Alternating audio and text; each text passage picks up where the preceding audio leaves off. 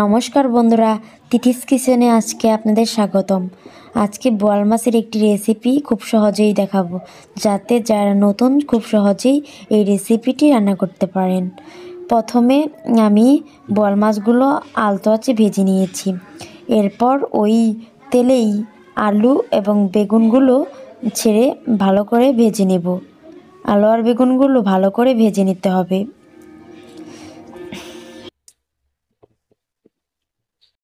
আলু আর বেগুনগুলো ভাজা হয়ে এলে এরপর জল দিয়ে আলু আর বেগুনগুলো ঢেকে দেব। এরপর ঢাকনাটা উঠিয়ে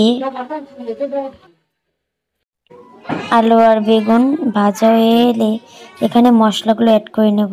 প্রথমেই দিয়ে নিলাম হলুদ দিলে একটু মিশিয়ে নিব।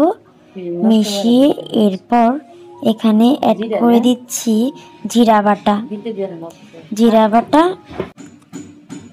বাটা দিয়ে ভালো করে মিশিয়ে নিচ্ছি। এরপর অ্যাড করছি মরিচ বাটা। সবগুলো মশলা একসাথে মিশিয়ে নিতে হবে ভালো করে।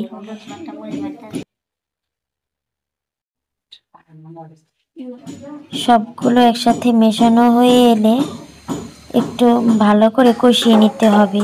ঝোলটা কষানো হয়ে এলে জল দিয়ে এর মধ্যে মাছ ছেড়ে দেব। এরপর কিছুক্ষণ ঝোলটা ফুটিয়ে নেব ভালোভাবে।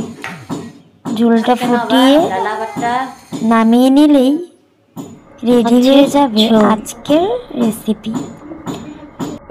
আজকের মতো ভিডিওটি এই পর্যন্ত। দেখা হবে নতুন কোনো ভিডিওতে। সে পর্যন্ত সবাই ভালো থাকবেন, সুস্থ থাকবেন আর আমার চ্যানেলটি সাবস্ক্রাইব করে পাশেই থাকবেন।